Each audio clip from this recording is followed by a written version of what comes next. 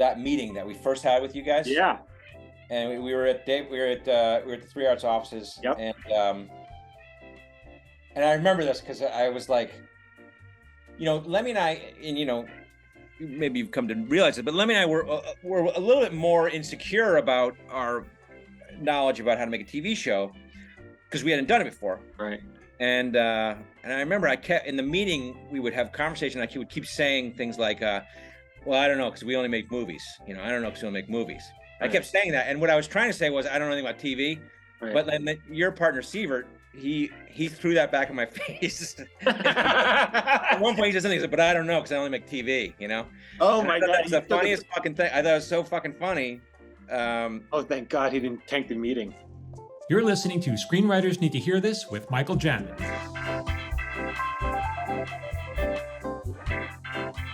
Hey everyone, it's Michael Jamin. Welcome back to Screenwriters Need to Hear This, the podcast. I got another great guest for you, everyone. Hope everyone's sitting down. It's Kevin Heffernan. He's also my boss, so I'm going to be extra nice for this. But I like to think we're co-workers, Mike. He likes to say that, but meanwhile, he makes me bring him lunch. I like to and rub his feet while he eats it.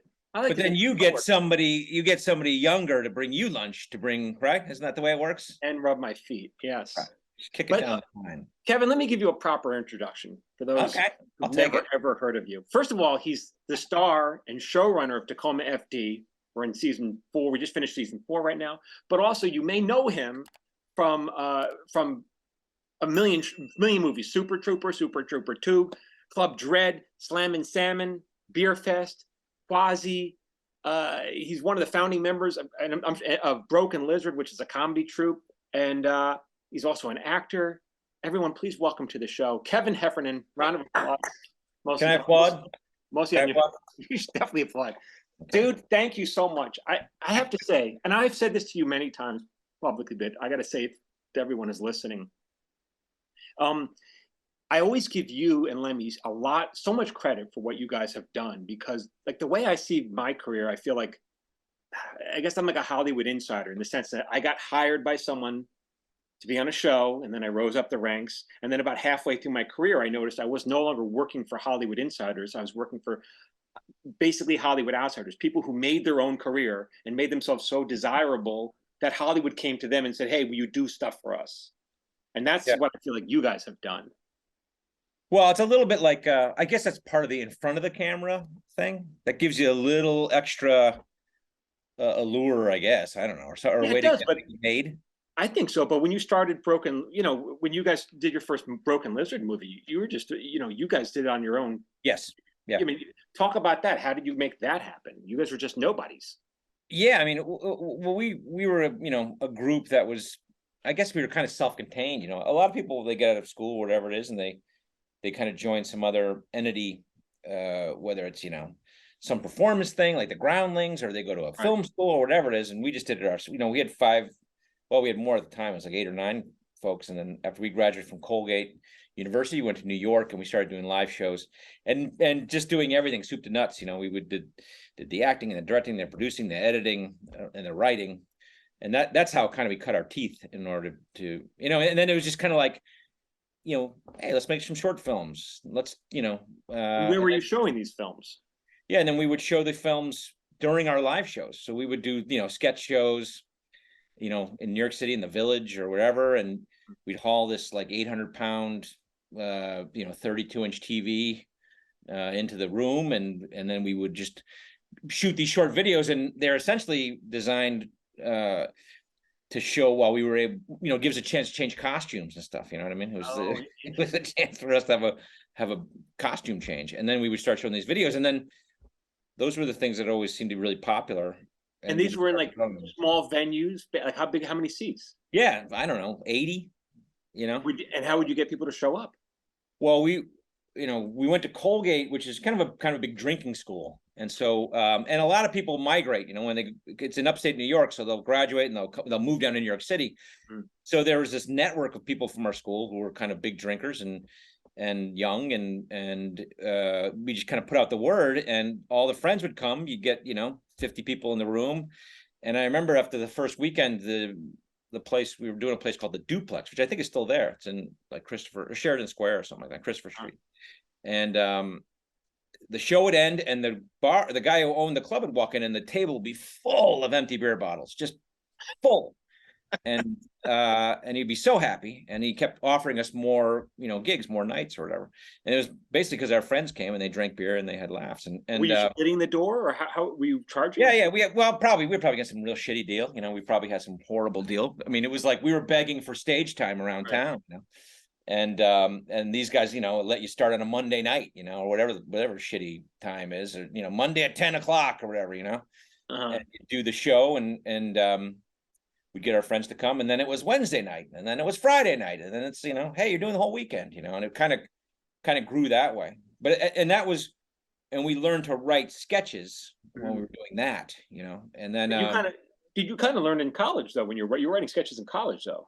Yeah, we were kind of self-taught in college. It was kind of later, towards the end of our college careers, where we started this comedy group. And my buddy Jay Chandrasekhar, who's still in the. There he is. Oh, well, we're gonna plug that. Quasi's the movie. Plug that, but that's him. That's Jay Chandrasekhar.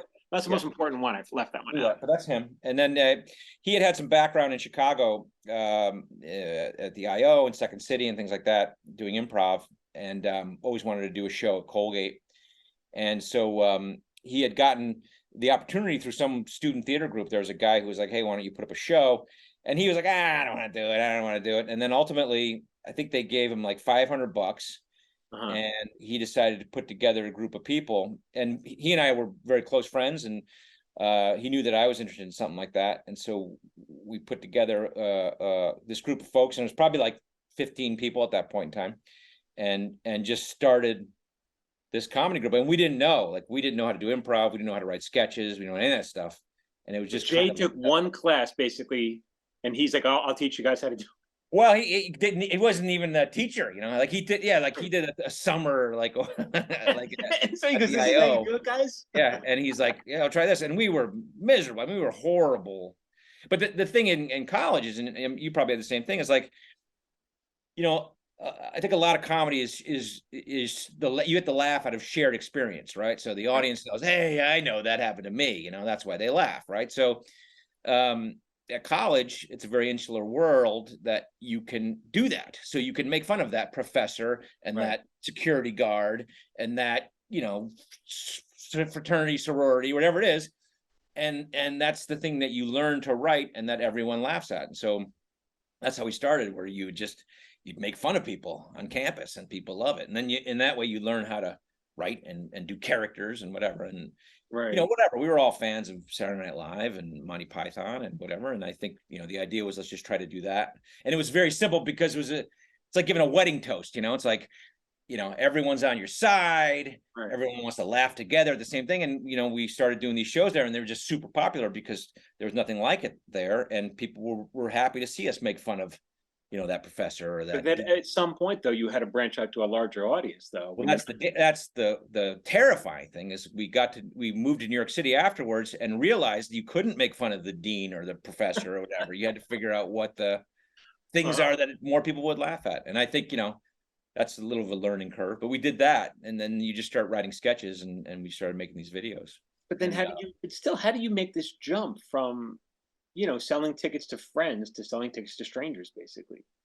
Yeah, I guess it's just word of mouth is the way it happens, where it's like, I remember, people would bring their friends, from high school and their other friends or whatever it is. And then all of a sudden you have a group of people who are into it, and then you'd have, agents start to come and industry people start to show up. And really, they were starting to show up. They weren't. This is fascinating to me. So you didn't even invite them; they would just show up. Yeah, well, it was kind of a fun time in New York at the time, where there was kind of the different movements that were kind of happening, and one of them was the independent film movement, which was big. It was the Kevin Smith and that kind of stuff where everyone was making low budget films, and then it was also kind of the growth of the comedy group again, I guess, where UCB was just starting up in New York, and there was another group called The State that was doing stuff they were out of NYU, and they were doing shows. And so there are different kind of there was kind of a lot of burgeoning kind of comedy groups that were kind of in that same era, and people catch on. There was MTV wanted to make a sketch comedy show, and they started scouting all these comedy groups, and they picked this group, The State, and they made their comedy show. So there was, there were a lot of people out there that had an appetite for this kind of thing, and we were trying to capitalize on it. And the whole time, all you guys are struggling, but you were also attending law school at the same time. I did. I went to law school. I was working at a law firm for a couple of years out of school, and then I ended up going to law school during the day, right? And we would do these comedy shows at night.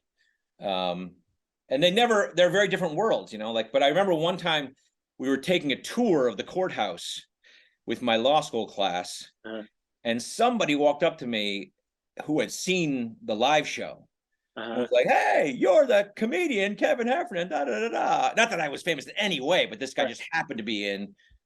And everyone in my law school class just looked at me and were like, "Who the fuck are you?" Like they had no idea that I had that other thing going on. And did that change the way they looked at you after? I think a little bit. I mean, I was, I was not a great participant in the law school world. I was kind of a backbencher. I'd sit in the back row, and I didn't really. I maybe crack a joke here and there, and so. But then, I think they probably got a feeling like, oh, maybe this is not his highest priority. This law school thing. Did you take the bar? I did. Yeah, I took the bar. Yeah, I did. We took the bar. Well, I graduated from law school, and then I graduated from law school in May, and we were preparing to shoot the first feature film we ever made. We were preparing to shoot it in June, and so I started studying for the bar, and I realized, I can't do this. I can't do this stuff. And so I went to my dad, and I was like, I'm not going to take the bar exam. And he's like, "What, are you crazy?" And I was like, "Well, he goes, you're going to get all through law school and you're not going to take the bar exam?" I was like, "Well, I'm going to take it, but I'll take it, 6 months from now or a year from now." Right. "You're not going to do that." And I said, "Yeah, I will. And he said, "That's insane. You don't take the ball down to the goal line and not cross into the goal." You do if you're in the New York Jets. That's how they do it. That's right. There's some people who just don't get in the end zone. So we did it. So we made the movie, and then 6 months later, I went back and I took the bar exam, and I passed it. So, see, you're a good boy. Now, but how did you raise the money for the movie? Well, that, like I was saying before, that was that era of like people were bankrolling movies on credit cards, and it was like, Kevin Smith or whoever it was, they, made Clerks for $30,000 or whatever it was, you know what I mean? So we, at the time, Jay Chandrasekhar had taken a couple of NYU film classes, and he was very much into it. He also had started working with this guy as an intern at this office of this lawyer. His name was John Sloss, who went on to become this huge, independent film, movie producer, icon type of a guy. And he represented all those guys, the Linklaters and, the Kevin Smiths and Rodriguez. All these guys are making these kind of, El Mariachi, they're making these movies, And so he got in his head, like, let's try to do this. And so basically we went around and we charged, I think the movie we made was called Puddle Cruiser, which was about $250,000, and most of it was charged on credit cards. Between the five of you? Well, Jay did most of it, and then some of us did some stuff, and people got like some of their families kicking, $5,000 here or whatever. But the thing with Jay was that his name is Jay Chandrasekhar, and his parents were doctors, and for some reason the credit card company started to thought that maybe he was a doctor, and they started they would send him these credit cards, and it was a day, right? Like, you'd get a credit card in the mail, you know what I mean? And you'd be like, whatever, and you use it. And so he just charged him up. And, and he wasn't worried about like ever paying it back. I mean, I think ultimately he probably was, but that's just what everybody was doing. Like, they were just putting this stuff on credit cards, and that's what we did. And we, charged the camera package on credit cards, and we did all that stuff. You needed that much. That's a lot of money. I'm surprised you couldn't do it for less. Well, there are a couple things to it. Like, number one, we shot on 35 millimeter, which was unusual because that's a very expensive film format. And at the time, people were shooting 16 millimeter and other things, something called Super 16. They're shooting all these things. And we wanted to shoot on 35 just because we thought we could make the movie have more commercial appeal. Right. And so we did that. And then also it's just, a lot of those movies were kind of like the adventure of one man or whatever. And we had like, it's always been our problem. We have 5 storylines with 5 guys and whatever. Right. So the movie's always kind of expanded a little bit. But yeah, so we went up to Colgate University. We had written a romantic comedy, like set in a college. And we went up to Colgate University and we said, hey, can we shoot this film? And we made a big pitch to the dean, former students, doing this thing. And he said, nope. And then he said, we're not gonna let you do it. And we said, that's crazy. He said, look, I'm the guy who puts my name on this thing. And, you're going to come up here and make Animal House. And then we're going to look like assholes. And then I'm the guy in trouble. And so we're like, but we would never do that. You can read the script, blah, blah, blah. And so essentially what we did, we went back and we told our friends, it's like I said earlier with the people we're all drinking, it's a very networky school. And we just reached out to everyone and we said, please reach out to this dean and tell him you support alumni, in the arts, you support alumni in the arts and that kind of thing. And it was the age of the fax machine. And we gave out this guy's fax number and he just started he got probably like 1,000 faxes from alumni. And wow. And finally he caved. He's like, okay, all right, you can do it. Just don't have the school's name anywhere in the movie. Like, okay. What about insurance? Did you have to worry about that? Yeah, that's part of film. You buy insurance. Oh, so you paid for that? Wasn't called insurance? Okay. No, well, they wouldn't let us.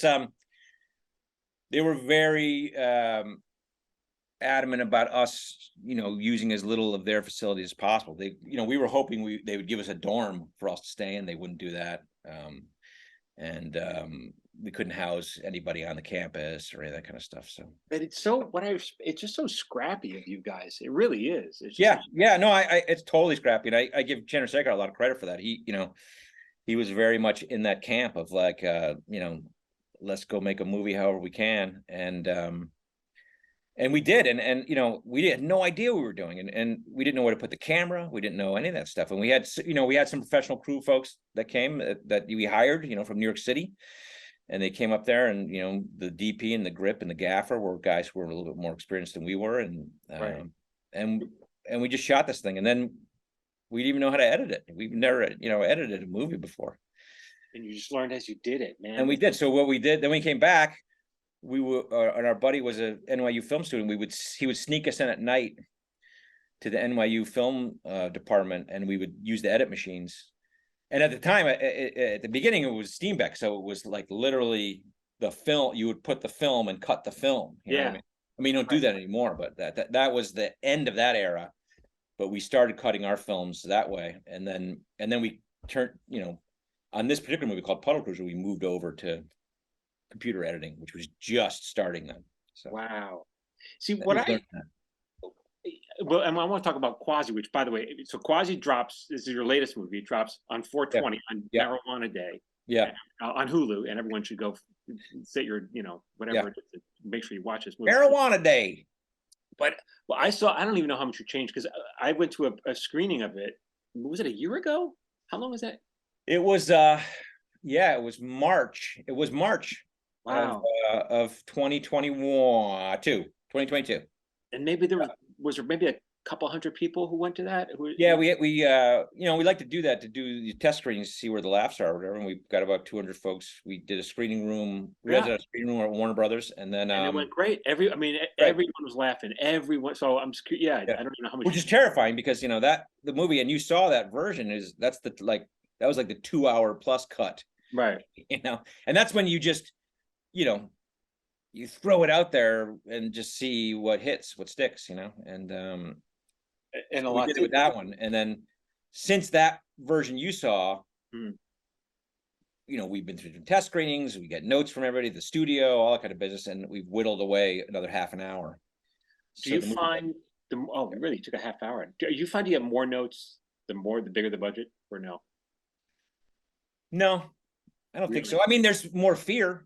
There's no question about that, but we've never kind of like really kind of moved in that world a little bit. We remade the Dukes of Hazzard. We did the Dukes of Hazzard movies for Warner Brothers. That was like the biggest thing that we did budget wise, where that's like you're spending 60, 70, $80 million.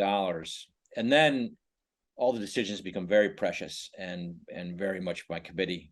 But for us, I think the beauty is we've always functioned at a budget level where people kind of leave you alone. you know, like they might get adamant about something or whatever. You know, we had a few things on this movie that they felt very strongly about, and we'll go back and forth. But for the most part, we've never been in that horrible situation of, See, Siebert and I, we prefer the world of low budget for that reason. Yeah. You guys feel the same way? Yeah, I mean, you just kind of fly under the radar screen. It's like, when we made the movie Beerfest, we made it at Warner Brothers, and at the same time they were making like the first like huge Superman reboot, and the budget of our movie was like a week of catering, on that Superman movie, and they were so worried about that stuff that they don't care. And not they don't care, but you're not a high priority. So like you do your thing. Bigger problems. Yeah. One of the fun things that I love, I watching all your movies, and I don't know if you think about this, but to me, it's like fun to see the same guys playing different roles, often two different parts in the same movie. And it's just, I don't know. Are you aware how much like joy that gives people? Yeah, no, I mean, we love it because like we'll do that too. Like when we would go from movie to movie and intentionally try to put guys into different kinds of characters, and that was the reason why, because we thought it was so fun to see guys do different things. I mean, this movie is a great example because we do play multiple parts and guys play different kind of characters. But after we shot Super Troopers, like for example, like Jay Chandrasekhar, who directed it, and it was a hard thing. It's a hard thing to direct a movie, it was just kind of for $1 million and whatever. And you're always, fighting the clock, and you're always fighting whatever. And so he would always kind of get dour at times, and we'd have to remind him in his performance, hey man, pick it up, we're doing a comedy, don't worry about that, put that shit behind you, whatever. And so after Super Troopers, his character is a very straight kind of guy. We made a movie called Club Dread, and it was like, let's go in the opposite direction. And we intentionally wrote Jay as like a Ponzi British Rastafarian tennis player. And so with the intention of like, let's give him a character that's completely opposite of what he was. And it ends up having the effect of being very cool, I think, for people who like the movies, because they see people play different kinds of characters, But how do you guys even do that with five? Because you have 5 equal partners writing. Like, how do you decide who comes? Is one person pitching an idea? How do you get 5 people on board to do anything? It's pretty hard. I think we're lucky that we started doing it together in college, probably. Like if we had been assembled like in, at age 35 or whatever, it never fucking made. It was like, it's like putting like the monkeys together or something or whatever, you know what I mean? I don't know that we would ever have been able to do that.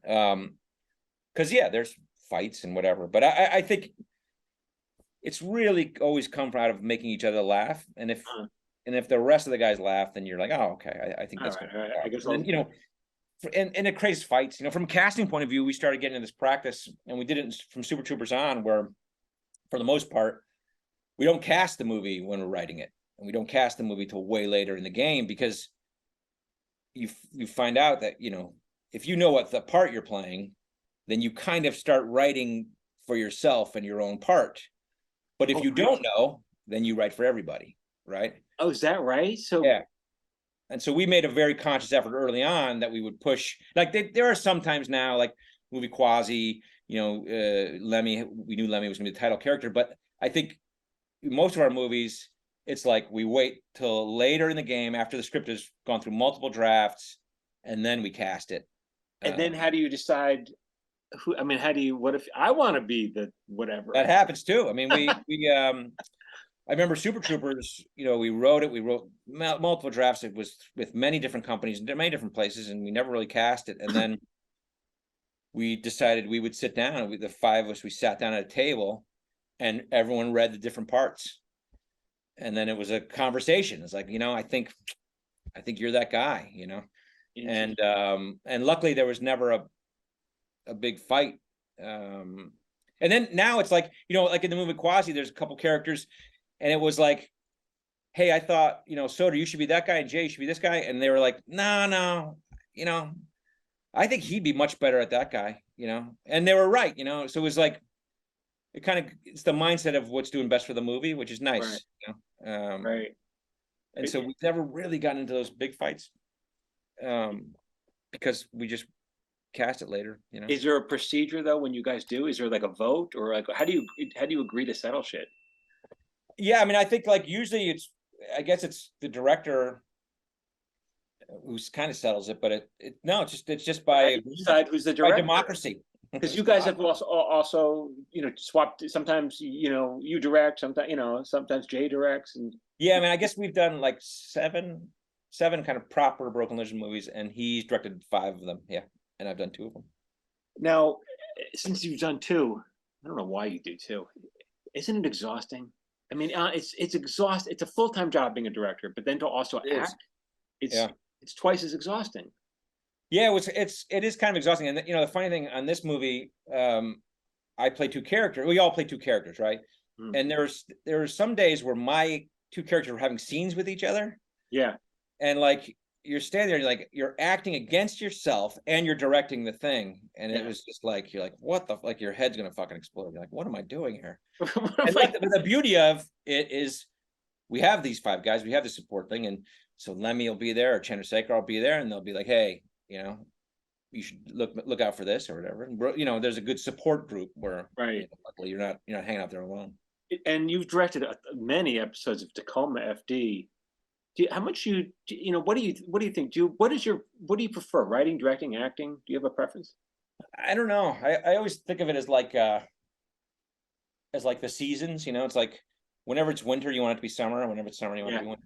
Like I always feel that way. Like whenever I'm doing one of the jobs, I'm like, God, I wish I was writing right now. Yeah. But I mean, I think that's the beauty of the hyphen thing anyway. It's like, it's like, I just got through the editing process, right? And then, which is a whole thing. And then by that, we've been doing it 6 months. And then by the end of it, you're like, oh, and now, we're working on a project with you, and we're working on a project with the Broken Lizard guys, and you start moving back into the writing mode, and you're like, oh, thank God, this is fucking great, right? Yeah. And then whatever, 3 months from now, like, God, I wish I was shooting.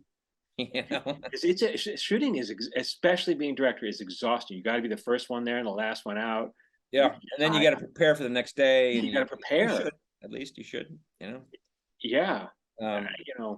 But again, like part of it that's nice is the all-encompassing kind of thing of it, where it's like, I don't necessarily have to expend all the director energy directing an actor, because I'm doing it, and I don't have to expend a lot of energy translating between a writer and a director and an actor, which also is I think a lot of a director's job is these kind of like interpersonal, figuring out how to do that, because we kind of do it all, so there's something kind of nice to that. Yeah, well, I guess. I mean, I give you a lot of credit. It's because it's well, but like when you're having a problem on the set, for example, right?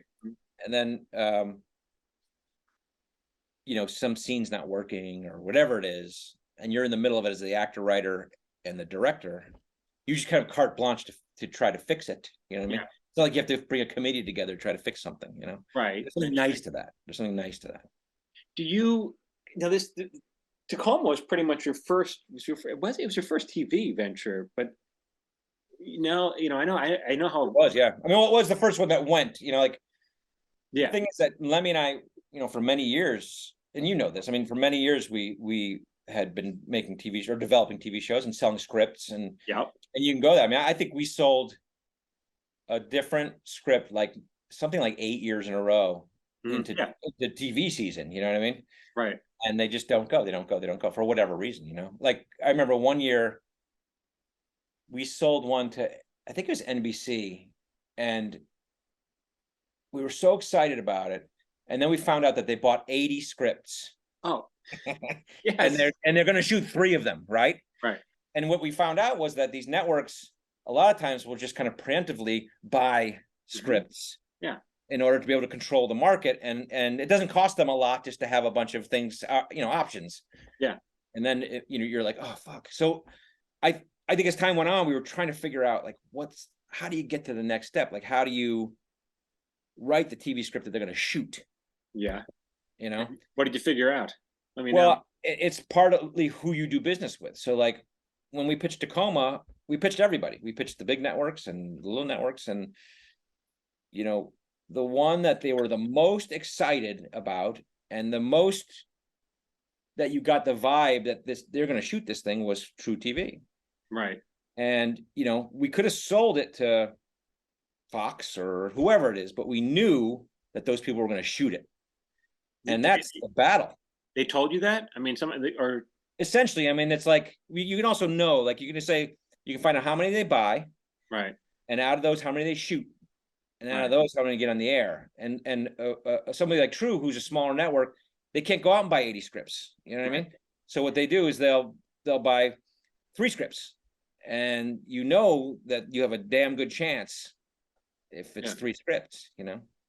We would, when we sold shows back on network, you'd be optimistic at first, and then you'd read in the trades what someone else sold a show, maybe with some actor attached or director, and you go, all right, that's one less slot. You just knew it. You just knew that's one less slot you're gonna buy. Yeah. Yeah, and then you get to things like Lemmy and I were talking about this morning. We were like trying to remember, there was we sold a script one year about stay-at-home dads, right? I think it was called Kept Men. And stay-at-home dads, and our wives had great jobs, and we would just stay at home, take care of the kids, whatever. And it's an idea that everyone has had. And I remember we sold it somewhere. I can't remember if it was NBC or ABC or whatever it was. And then we found out, I think it was NBC. We found out that there were 3 other stay-at-home dads scripts that had sold to NBC. And then we found out that one of the producers was Jimmy Fallon. One of the producers was Ellen. One of the producers was, whoever. And you knew then that your fortunes are getting, less favorable. And then ultimately they pick one of those, they're an NBC, they're going to pick the Jimmy Fallon project because Jimmy Fallon is one of their superstars. And so your discouragement kind of goes down as you go on. But that was always the thing, was like, how do you get from the point where you sell that script to you make that script, which is really why we're in this business. Yeah, right. And your odds are higher. Well, I was going to say your odds are higher of getting a TV show made than a movie, but you've gotten a ton of movies made. So what am I? Yeah, I mean, I guess it depends on what the market has been. I mean, they're just sometimes. I only say that because I feel like it's shifting a little bit again now, but there's certainly, when the streamers came in, on top of the broadcast people, there were more opportunities, I feel like. And at that point, the films were shrinking for a number of reasons. It's just that it's so expensive to put a movie out. That as the movie companies get bigger, they will not take chances on certain comedies. Like when we made Beerfest at Warner Brothers, we were like, why don't you guys just make a shitload of $15 million comedies and try to make a lot of money out of them? And then because they said, because we'll make one Harry Potter and it'll make more money than 100 $15 million comedies. Right. Everyone's swinging for the home run. Yeah. And that's why, and that's what we'll do. And so there was a lot of that vibe. So I think that's part of why, we were like, let's take a shot at TV. There's a better home for comedy, at that point, I think. And it was, and when we signed up for TruTV, their motto has kind of changed, but at the time they were trying to build a comedy network, and they had Andrea Savage and Amy Sedaris and Bobcat Goldthwait, and all these guys had shows. Yeah, and they were trying to make these comedy shows, so it seemed like a good fit for us. And I had a question. Now I just lost it. But I was gonna say, so, but you also have acted on you've guest starred on plenty other shows, Goldberg, but ton of other shows. Do you prefer, do you have a preference, even, I don't know, doing other people's material, your material? Do you care at all? I don't mind people's material, but I love writing our material and doing our material. It's like the stand-up thing. It's like, the beauty of doing stand-up is that you can write a joke and then perform the joke and get the reaction from the crowd. I kind of feel the same way about performing our own material, But I know you guys used to do a lot of performance stand-up, but you haven't done that in quite a while, and what's the plan? Do you miss that at all, or what? Sometimes I do. I think it was something that we I mean, some of the guys in our group have a background, like, Chandra Sekhar has, stand-up background or whatever, but I had never had it really. And then it was the last writer strike, whatever, 2008, 2009, whatever. When was that? It was like 2008. What did you guys do during that?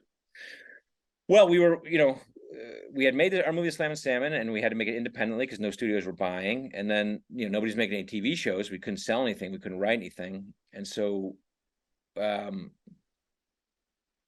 we had one of these kind of live stand-up agents who was like, look, you guys have notoriety now. You can go around and do a show, and make money, And so it was like, oh, okay. And so we put together this show in, I think it was 2008 or 2009, come in the strike, and we went on tour and we did whatever. I can't remember. We did like 20 or 30 cities or whatever it was. And it was like it kind of morphed over time, but it was like, we would put our Super Troopers uniforms on and go do a Super Trooper sketch. And then a guy would do, 10 minutes of stand-up, and then we'd do a Beerfest sketch, and then guys would do 10 minutes of stand-up, and then whatever. And so I think that was when the vibe for live comedy for us kind of really grew. We were like, oh, this is great. This is cool. And there's an audience, like there are fans of ours. It's not like we have to go. They'd come see you. Yeah. Like we used to go and, walk around Washington Square Park and hand out fucking postcards. Come see our show. Come see our show. Now we don't have to do that, So isn't that amazing? That was nice. And so then that's why we got into stand-up, because we started doing that. And then I had never really done stand-up, and I had a blast. And then it got to be the end of that tour, and then it was, the agent was like, does any of you guys still want to go do some stand-up? I'll book you. And then Lemmy and I were like, yeah, we'd love to. Let's do it. And so we went probably for 8 or 9 years. We traveled. Now, when you were doing this, were you literally on the road? Were you on the road the whole time? Were you fly back and forth to California? No, we were like 40-year-old guy stand-ups. It's like if we were the 20-year-old stand-ups, we would be like in a car driving around. But we would, you'd go out, you do 2 weekends a month or whatever, and you go out and you do, a Thursday, Friday, Saturday shows, and then fly back. Yeah. Yeah. And so, but probably 8 or 9 years we did it. We would do, I don't know, maybe 20 weekends in a year.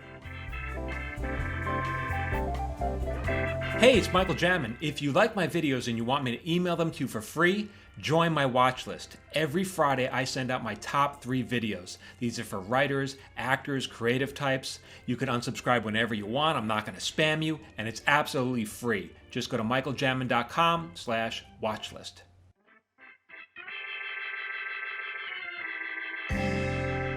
It's so interesting, again, because you guys are just like, what I hear so many times, people are like, well, how do I sell my screenplay? And my advice is always, you don't, and just build it yourself. Do it. Stop asking for permission. And that's exactly what you guys did. You just did it. Yeah. Yeah, I mean, that's the same advice that we give people too. It's like, and whatever, the kind of, the world changes a little, and there are different ways to do your own thing. I mean, when we started, people didn't have camera phones or right. You could have made that movie equipment, or you, instead of 250,000, you could have made that movie for a fraction of that, right? Yeah. And so I think people do have that opportunity, and they can go shoot a movie on their phone or whatever it is. And I mean, in that way, you at least learn how to write and act and where to put a camera and how to light something or whatever it is. Right.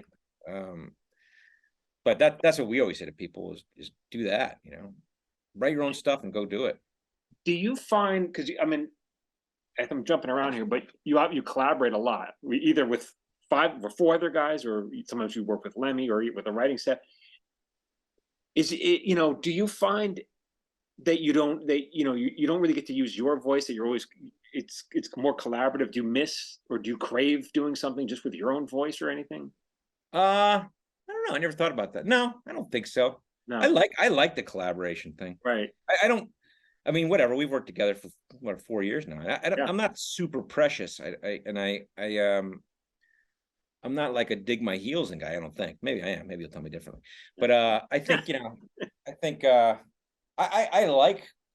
love getting seeing other people write some good jokes and whatever. Right. And I think it's probably born out of the fact that I've always been in a group, and I've always been with these 5. I was with these 5 guys, and you learn the value of having other people's perspectives and whatever. So I don't know. I like stand-up. I really enjoyed it, and it was fun. It was fun to go out and tell stories and whatever. But I don't know. There's something I like more about the TV or movie world. Because even directing, like as a showrunner, you still have the final say on anything. So if you had someone else direct, you do. I know you have other people direct episodes, but I wonder, like, why? I guess why? What's the appeal of doing it yourself when you still have ultimate control anyway? Right. You mean like why not have more people? Yeah, I mean, I don't know. I just think. Well, that's exhausting it is. That's all. OCD and control issues, Michael. Oh, so that's why you just want to get it done. Well, no, that's what my kids will say. They'll say that I have control issues, which right. may be the case, that I like to do things myself. But okay. But that's what it kind of speaks to what I'm talking about. It's like, okay, well, you are getting your voice across because you ultimately making so many decisions. But yeah, and so I don't know what advice do you have for young people breaking in? Do are you getting swarmed by this? Yeah, it happens a lot. I mean, you get it, right? You get people and they want to send you. I get it, but I think you might get different questions than me. You're. Well, I guess other. I mean, yeah, I get other questions. You get recognized. Like you walk on the street and people know who you are. And so, like, how do I become an actor? Get that kind of stuff. And it's hard. Like I try to help people out, but there's not like some sort of magic bullet. Like guys in this industry. I mean, no matter how long you've been there, you, me. Every day we try to figure out how to keep our careers going. You know what I mean? It's like, it's like I got enough trouble, trying to get I don't know what my next project is, know, and it's it's a fight. I don't care if you're Martin Scorsese or whatever. It's always a fucking fight. And so, you try to impress it upon people, but you don't want to be, the doom and gloom guy. I did our buddy, who's a producer, Rich Perello, who produces our movies. He teaches a class at Columbia, and Lemmy and I zoomed into the class the other day, and there's a lot of those questions, and we got off, and I said to him, God, to Rich, who teaches the class, I'm really sorry. I hope we didn't come across as these doom and gloom guys, because our point was it's very hard, and you got to work hard, and nobody's going to give it to you. There's like all these kind of like myths of being discovered, this, that, the other thing, but it's like.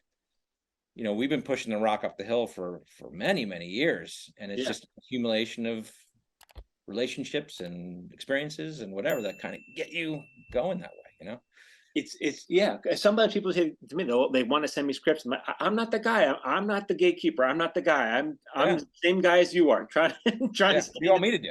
I mean, and like you can't read their script because then you violate various kind of legal things. Yeah, I'm not doing that. Yeah. And I remember the first time we ran into that. I think we had just gone to college, and Jay and I wrote like all these spec jokes and sent them to the Letterman show. And you like 4 days later, you get the envelope back unopened, with a return to sender thing on it, and there's a form letter. It says, "We do not read unsolicited material." That's the end of that. And so you can't do it that way. So you just have to work. And I tell these guys also, you think about some of the people who work with us, like in our writer's room, right? It's like, we have this great woman, Hannah, who she, wants to be a writer, and she wants, or at least wants to work in the industry. And we said, well, you can start, at the bottom. That's how you do it, And so she came, and she was, an intern, unpaid for a while, and then she was a PA, and she worked her way up, and and then she got to do some stuff in our writer's room, essentially the secretarial elements of it, which she did last year, and that's the way you do it. You start at the grunt level, and then you make relationships, and you keep going. You work your way up, right? People want to start at the top. Like, you don't get to start at the top. You got to start at the bottom.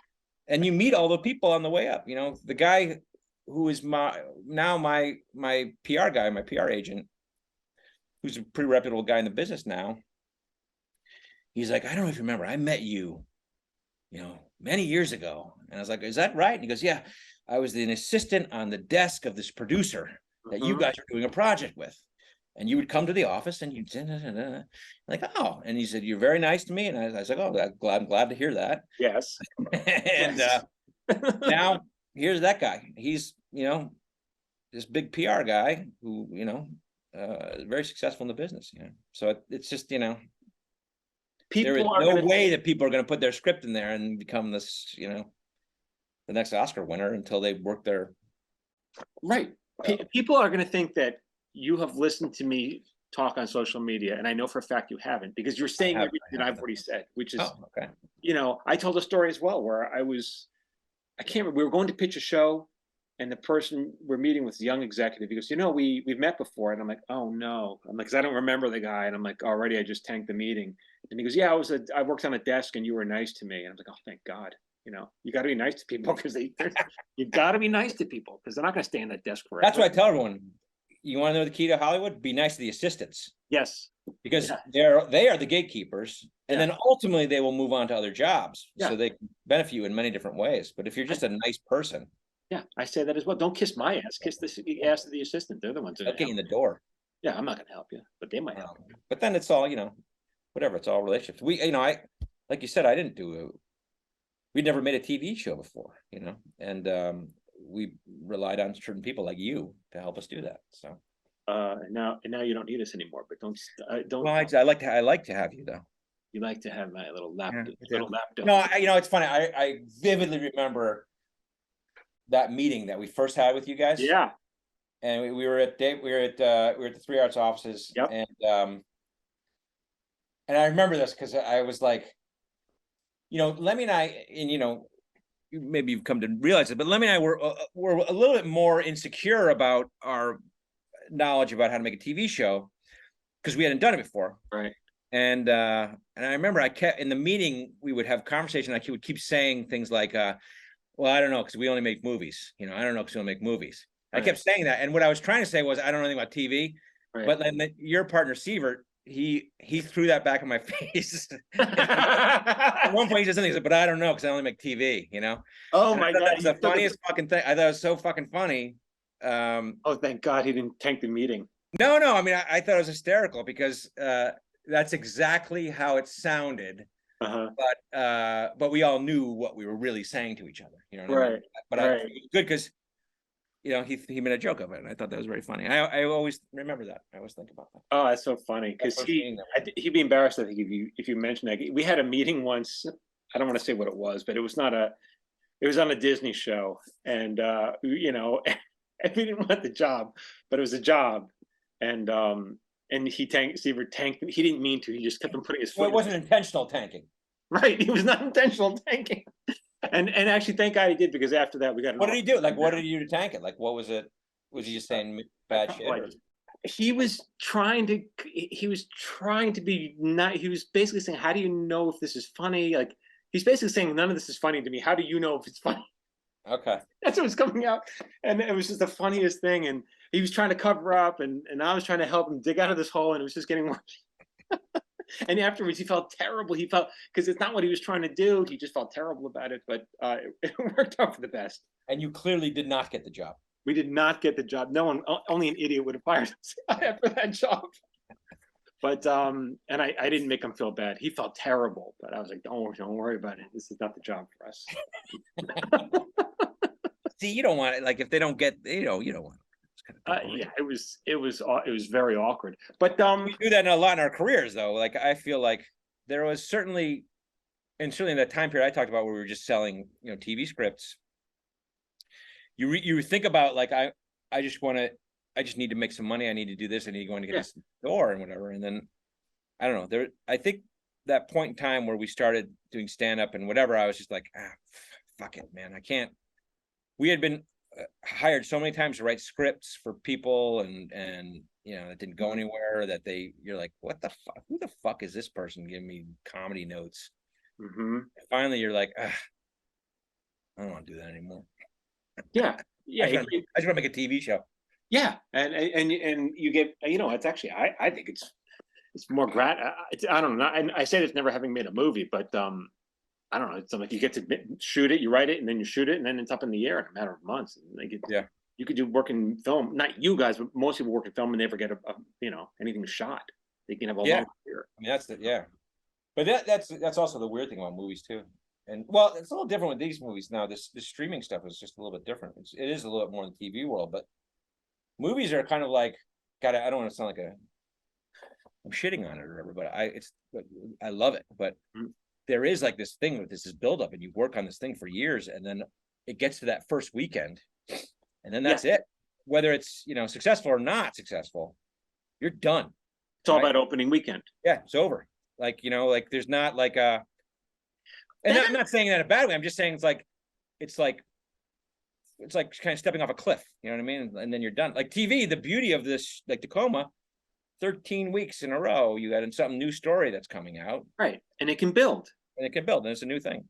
But I never quite understood that. It's a very finite thing, But I never understood that with the box office. If you tank on your opening weekend, like, well, why can't it grow? Like, why can't it grow in the second weekend? Why can't the word of mouth? Well, it can, and it does at times, but it doesn't matter. Like the metric, the bar is how you do in that first weekend. So like that's what you're measured up. But why don't they consider the overall gross? I mean, I don't. Yeah, it doesn't know. I don't know, because it's all pushed by that opening weekend. Like our movie, like Super Troopers. It did okay. It did nothing. Nobody knew who we were, but it was at the height of the kind of DVD era, which is they were printing money in that era. The movie studios were. Yeah, and we would see quarterly reports for Fox or whatever, and Super Troopers would be listed in them because it would be making so much money for them. Yeah, not in theatrical, but on the DVD market. Right. And you're like, well, why aren't we though? The guys that you sing about, and it's because it's still the industry still driven by opening weekend. It still is. Yeah, because it became a cult hit. I mean, you guys are, you really have a cult following. I mean, and loyal. They show up, your fans. Yeah, and so that was the great thing. So this trailer came out, and in the first 24 hours, it had 8 million views. Is that right? Yeah. How did that? No, where do they drop? Okay, how does that work when they drop a trailer on YouTube? Yeah, well, they aggregate it, so they measure YouTube, Facebook, Twitter, Instagram, TikTok. They measure it all, and they aggregate the views. 8 million within how long? 24 hours. It's pretty amazing. I mean, it's amazing, and you're like, holy shit! Like you forget, there are people out there that like what you do, and. Oh yeah, I mean, see what's next, and the movie's a scream. I mean, everyone's got to go see it. I mean, I don't want to say, there's one laugh in particular where what it is. I don't want to say what it is, but the place went nuts. I mean, the room went crazy. Yeah, one of the biggest laughs I've ever heard in the theater. I mean, I guess that is also. I mean, that's the beauty of it. You've seen the movie with an audience. Most people won't. Yeah, most people won't, which is kind of interesting, Yeah, but, and that's too bad too. I think so. I mean, certainly for these kind of movies, but that's just that's the nature of comedy right now. There have been since we've kind of come out of the pandemic world, I don't think there's been a comedy that's been a success in the movie theater yet. Yeah, only kind of the bigger budget stuff, which I get that, but it's unfortunate because laughing in a big theater with other people is a fun way to watch a movie. Yeah. Oh yeah, and it's contagious. And speaking of contagious, we did see it during during COVID. So we were all wearing masks. Yeah, that's true. We watched it in masks. Yeah, and people were still laughing. So interesting. I don't know. It was laughter, but everyone was loving it, man. I mean, yeah. It drops on Hulu on April 20th. It's the marijuana holiday. Although my dad, he didn't understand. Like he's like, what's this big thing with 420? Mm-hmm. And I was like, what? You don't know what 420 is? Yeah, I know what 420 is. It's Hitler's birthday. And I was like, what? Is that true? I didn't know. He goes, it's Hitler's birthday, 420. I was like, how do you know that? On this tattoo I have my arm. he's like, because I have a friend whose birthday is 420, and we make fun of him for being born on Hitler's birthday. So that's why I know. I said, well, it's also like kind of a marijuana. It's a marijuana holiday. And was that worse for him? And then you got to try to explain 420 and just He's not the right audience. It's not the right audience, but they put Super Troopers 2. That was just kind of the absurd side. The studio that made this movie, they made the Super Troopers movies, and they were adamant about releasing Super Troopers 2 on 4/20 because it fell on a Friday. Right. To the point where they waited 9 months. Right. The movie just sat there for 9 months because they were like, we want to release it on 4/20. And we were like, and then it ended up being right because it definitely contributed to kind of like the vibe of the opening weekend. And it was one of the better opening weeks we had. And it was partly because it was treated like a holiday. Yeah. And that's marketing. That's part of the brand. And so they're in a, they didn't hesitate for a second to do this one on 4/20. So yeah. It's part of the brand is like this rowdy college kind of, and that's fine with me. Yeah, why not? I mean, I just rewatched Animal House the other day. I hadn't seen it in, I don't know, 40 years or whatever. It's fun. It's that kind of thing. It's just fun. So there's shit in that movie you can't get away with now, though. A lot of stuff. Yeah. But and that was what 1979, right? Or what was it? 79 probably. I think it was. I don't remember. I think it might have been earlier. I mean, it was Belushi. When did he die? So I don't know. Yeah. And so there's so much interesting stuff in that you watch and go, oh wow, Karen Allen's in this. I don't remember her. Karen Allen being Donald Sutherland. Yeah, Donald Sutherland. Didn't remember that. Yeah. He was in Beerfest with us, but people don't remember. Right. It's in Beerfest. He was in the opening scene of Beerfest. Right, and that was another funny movie. I mean, he was an asshole, but that's okay. What was he really? Yeah. Was he like? He's like, oh, in what way? Can you say? He's very curmudgeonly. You know what I mean? And I don't know if it was part of what his character was, but he was not the friendliest guy in the world. How funny! And I remember you'll like this. He was sitting in his character's in a hospital bed chugging beers, and then he dies. It's just an opening. It's just, and it was literally like. Oh, right. Now I remember that. Like for 3 days, not 3 days, I mean 3 hours. Mm-hmm. And the executive Warner Bros. Said, hey, we can get Donald Sutherland to come do it. We'll just pay him. He'll come in, he'll do this scene for half a day, and then you'll have Donald Sutherland in the movie. You're like, fucking awesome, that's great. And then he'll go home and cry. Well, I guess. I don't know what. So he comes and he's there, and he was just cantankerous, and he was like, yeah. He was looking at the script, and he's like, pulls Jay over, who's directing, and he's like, this script, this line right here, what does this mean? Oh God. Jay's like, I don't know, it means this, that, and everything. He goes, no, he goes, where's the writer? Where's the writer of this? And, we all wrote it. It was a 5 of us, right? But so Jay decides to throw me under the bus. I'm standing right there. He goes, that's the writer right there. Kevin, come over. And I walk over to him, and he's like, this line here, what is this supposed to mean? Yeah. And I said, and I was like, well, and I read the line, and I said, he goes, no. I don't want a line read from you. I want you to tell me how my character is supposed to interpret this line. Mm-hmm. And I was like, and I made up some bullshit. I mean, it's a fucking guy in bed drinking beer, and you're about to die. Right. There's not, you need to workshop it with me. You don't need to workshop it. Yeah.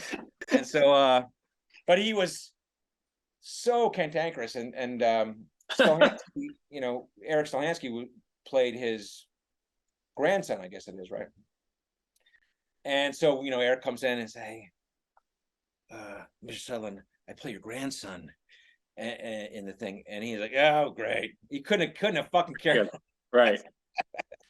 He's like, and so he, to his credit, he did a great job, and he sold it like he must have chugged, I don't know, 20 fucking beers, like just sitting in a hospital bed. It wasn't non-alcoholic? You gave him regular beer? It was non-alcoholic, but I mean, like literally, he drank all the fucking liquid, But how did you resolve that line, though? I don't know. I just made up some bullshit. I'm like, and I think ultimately he just kind of scoffed. Right.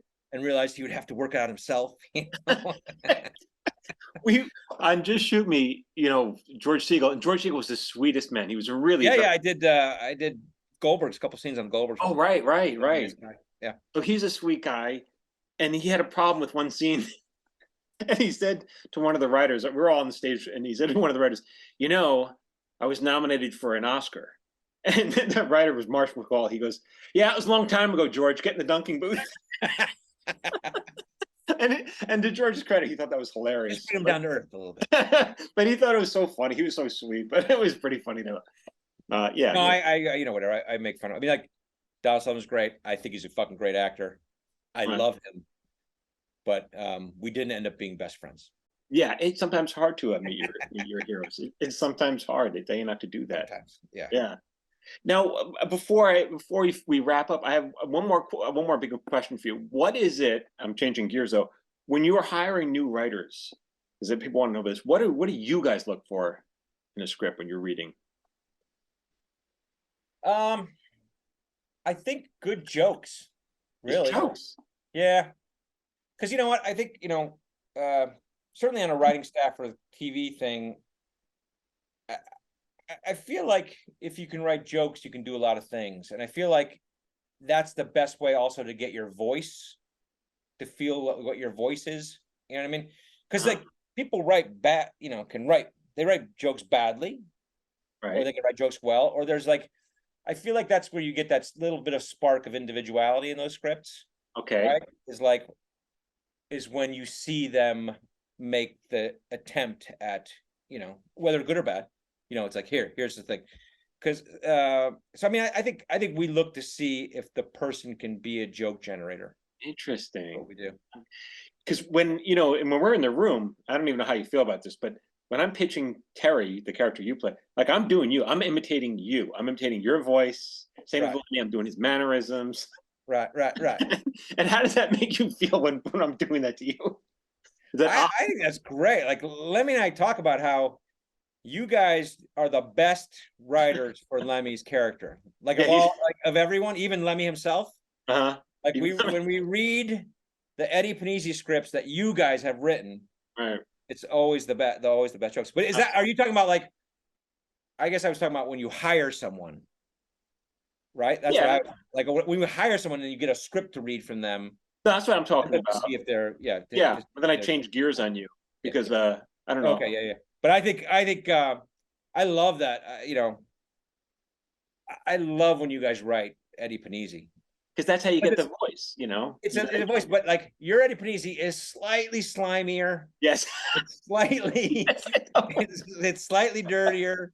I know. You know, and you can always modulate that, right, but I feel like your guys, Eddie Panizzi, always pushes the envelope a little bit more. Yeah, it's slightly slimier, and sitting right next to the guy who I'm making slimy is pretty funny. But he loves that. He wants that slimy. It's so funny. Sliminess. But I think that's pretty funny. But I guess for you guys, I mean, that's something that you've learned to do, obviously, right? To when you're on the staff of a show, you know that it has to come out of the mouth of the person. Yeah. But yeah, I say that because this is kind of the first time in your career where you've had other people write for you, other than, you know, the Broken Lizard guys, but it's all these are your college buddies, so it's a little different. But this is outsiders putting words in your mouth. So I wonder if that was strange for you. It's kind of funny for me, and Lemmy and I laugh about it every once in a while. We're like if I say something that I don't like in the world or whatever it is, or something, you know, a pet peeve or whatever, and then all of a sudden it starts showing up in the script. Yeah. And then there are a few episodes this season, season 4, where they're just like rant episodes, where it's like in the writer's room, either me or Lemmy or someone else said something about what they hate. And it's in the script. Like we were looking through one of them, and it was like just a fucking machine gun of things that I hate or Lemmy hates, or like there's one episode that's all about Eddie Panizzi hating flavored seltzer water. Yes, right, which was from the room. Which is from the room, which he really does hate. Yeah. And in that same episode, it's like I went on a rant in the writer's room about how I don't like song parodies. Right. And you know, like the Weird Al Yankovic stuff. I don't love song parodies. And so the whole episode about how Eddie doesn't like seltzer water and I don't like song parodies. To me, that's the weirder stuff, because then like you watch it with your family and they're like, holy shit, Dad, you don't like glitter either. Why does it, you know, whatever. It's funny about that, where it gets spun. And it's usually not written by me. It's written by, you know, one of the other writers. Outside observing you, there's nothing safe. Anytime you say something, it's gonna, yeah, and it's going in the script, and that's Which is great because you know what? That's the authenticity. Right. You know, that's the, you know, the fact that I hate song parodies. You know, it's hard to come up with that out of the blue. You know, Right. it's like you come up with it because somebody has that's part of their character in real life, and then that becomes the joke, which is always the best material. Yeah. It's always the best plot lines. When we were doing Marin, I would imitate Marin to the same way, and to his face in the room, and I always felt like he's gonna punch me. Did he get mad about that? No, well, I remember one time I pitched a line, and he goes, "I would never say this." I go, "Dude, you have said this," and he's like, "I do," and we put it in because it was like, "Oh, he didn't realize he's talked like that." But yeah, there was one scene, even we were shooting it, and his character was in rehab, getting out of rehab, and he was making a speech to, like a graduation day speech. And the way we wrote it was very ungracious, and he was kind of a dick in the speech, which was funny. And he was in the writing process the whole time. He signed off on the whole thing. But on the day of the shoot, like he's reading it as if he had never read it before. And he pulls me aside. He's like, "Jammin, what is this? Why am I such a dick in this scene?" And I was like, "Oh no." And I was like, "Well, Mark, because," I said it very politely. I was like, "This is the day he punches me." I'm like, "Well, Mark, because you can be a dick." And he just looks at me and he goes, "Okay, I get it." Well, that's good. I mean, that's big of him, right? I mean, oh yeah, and he crushed it. He did it great. But that's how you. But I always wonder. But have you had those people who get angry? Like, I mean, that's kind of like almost got angry at you, but like, Have I had people? No. A lot of times you'll talk to an actor. You have lunch with the actor, and then whatever they told you in confidence will be in the next script. I mean, I don't know. I guess like I said before, you just can't get too precious about any of it. I mean, yeah. Or else it's just not going to be that funny. Well, Kevin Heffernan. Are we wrapping up? Is that what? Did I get the light? Yeah, that's your Kevin. That's your. Oh, we were remiss. I want to say Tacoma FD season 4. Right, a lot of people want to know what's going on with it. So, it's done. It's shot.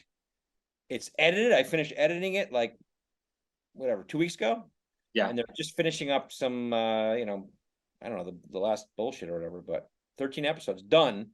And now we're just waiting for the network to put it out. They said this summer. They haven't announced the date yet. They're telling me not announced the date yet. We've been trying to get them to announce the date, and they're, I tell people it's this these corporate mergers, right? So now a new company has taken over that company, and there's new people, and they're trying to figure out how the thing works. So they've assured us that will be out soon, and they're just trying to figure out what their programming schedule is, but this summer. I gotta say, of the rooms we've worked in, this for sure is definitely one of the most fun, and that's saying a lot given the last 2 seasons have been on Zoom. I mean, 2 or 3, 2, or how many have you done on Zoom? 2. We did two Zoom seasons, which is crazy. But you guys keep it fun, which is important, because it's hard to maintain, focus on a Zoom call. But you think that's the way of the world, or no? I know some shows are doing partial Zoom now, or like they're doing partially in person. I wonder. I mean, I think isn't it time to go back to do it in person? I think it is, but the issue is, and knowing, on the producerial side of it, I mean, the issue is they figured out how to do this without paying for the overhead of a writer's room, and it's whatever it is. I mean, it's like $40,000 or whatever it is for rent and whatever, and it's lunch to pay. Do you really think that's what it is? Oh yeah, I know it is. Yeah, so for office rental and parking place spaces, and whatever it is. It's it's probably more than that now, but yeah. And so that's something they don't have to pay. I know, whatever it is, it's really not that much money, though. Yeah.